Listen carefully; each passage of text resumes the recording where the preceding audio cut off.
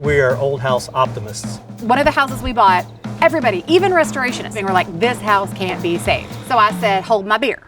And then we saved it. I'm Lane Berry. And I'm Kevin Berry, and we are crazy about restoration. Every day we get calls from local governments and historical societies to save really old houses. Ones that everyone else would tear down.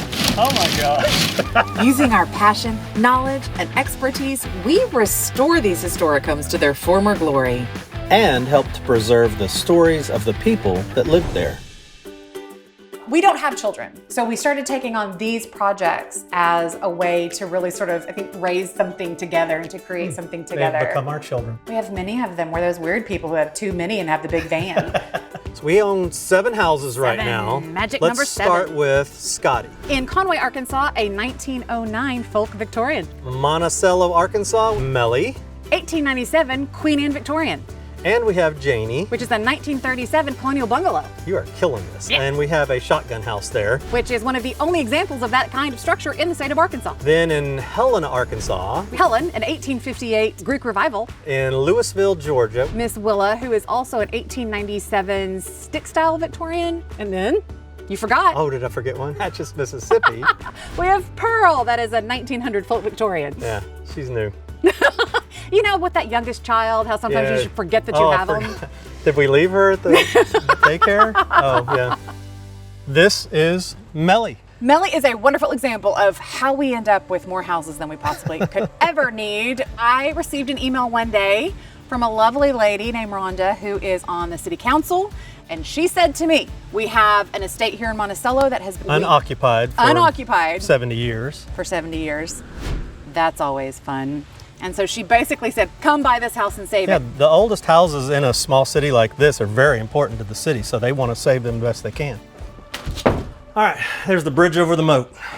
One of the main features anytime you walk into, especially these old houses, they've usually got a beautiful staircase rising through the entryway, and you can see the wear of the hands over 100 years. They did at some point decide to put some electricity in this house. Thinking these are about 1905, so these are original to the electrified period of the house, which is incredible. They were intentionally aged when they were installed to have this very particular finish. It's funny to think that they were aged. in 1910. So you can really date the way this house has evolved by looking at each of its individual elements. We live far away from many of these houses we buy, and we've got to save money when we're there. We can't spend all of our money on hotels, No. right? We go glamping.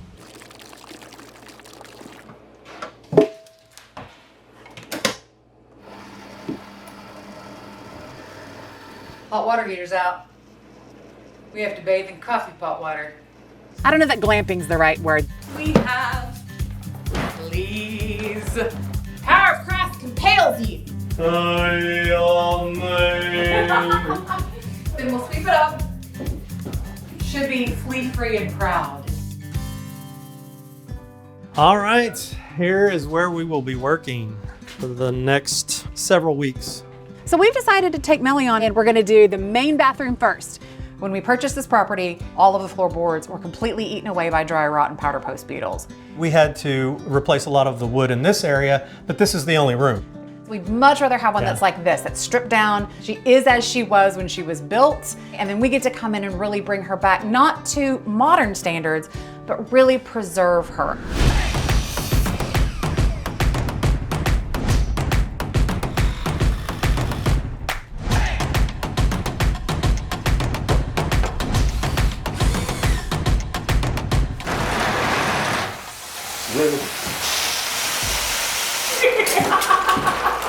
Sometimes in restoration, things go exactly like you want, and sometimes they go exactly like you don't want.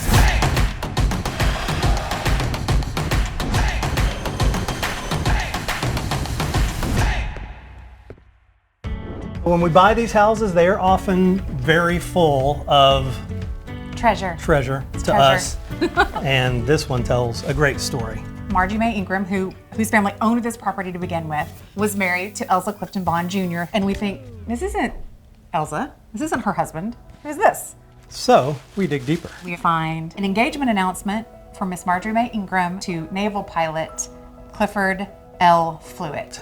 And we have their wedding invitation, but the date is left blank because this is all happening during the middle of World War II. He was an Avenger pilot. Clifford went out on a bombing raid and his entire squadron went missing in action. And we have the original letters from the United States Armed Forces sending their deepest condolences to Marjorie May on the loss of Clifford. These letters came August the 27th of 1945 for a wedding that was supposed to happen September the 1st of 1945. And then we find This little box. We open it up and it has her engagement ring that she had kept for almost 70 years after the loss of her first fiance. when we find treasures like these that are so personal to the home, to the people that lived in the home, we usually will do some sort of a history room where we tell the story of the people that built the homes and lived in the homes.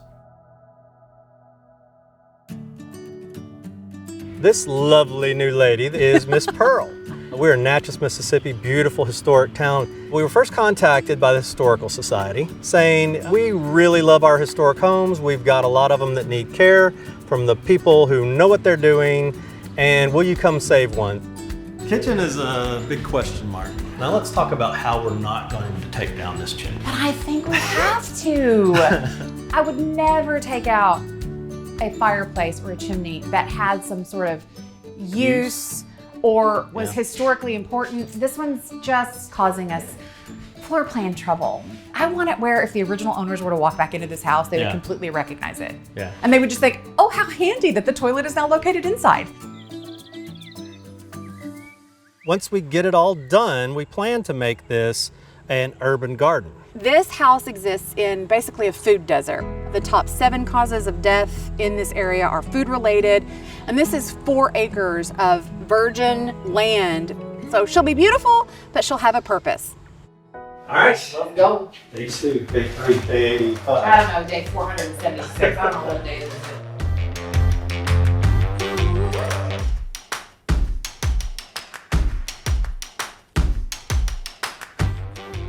These are all handmade. So they're all a slightly different size, slightly different color, but that's part of what makes them look like they're 120 years old.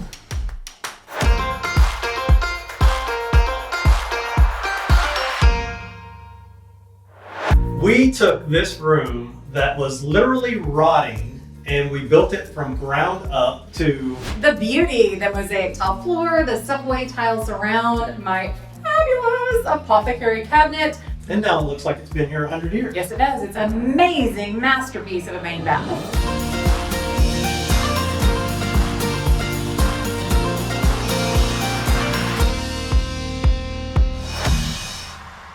This 100-year-old apothecary cabinet sat in a pharmacy here in Arkansas. We have filled it with all the things you're going to use on a daily basis in a beautiful way. The floors were the main inspiration for this bathroom. We mixed a lot of old with new and period appropriate. So we went with a new cast iron tub. It weighed 400 pounds, and who carried it in here? She womaned up. So we found this other vintage apothecary cabinet. It's 100 years old, and it brings that age back into the space. You spoke with Rhonda. Who is on the city council. She basically said, come buy this house and save it. It's Rhonda's fault that we own this That house. we're saving this one. It's always wonderful to see people place their faith in you, but they don't know us. They don't know anything about this other than, hey, these are the people who saved the old houses. Right. Well, this one's done. Yes. Now we have like 7,000 more to go, so.